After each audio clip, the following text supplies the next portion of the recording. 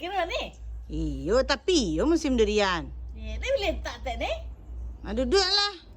Ayo makanlah, aku dah makan lah. Ni busuk ah. Nak makan busuk kau ah? Nak busuk dah nyagi. Astaga. Memanglah kalau awak mak minta aku nak ah.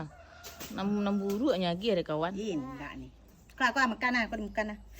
Onde. Bawa ni mak durian. Lama ni. Tapi awak dek takut je penyakit dengan ni tensi ni. Biarlah awak seketek dia ni.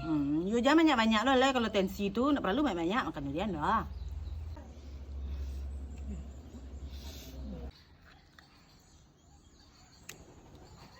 Deh.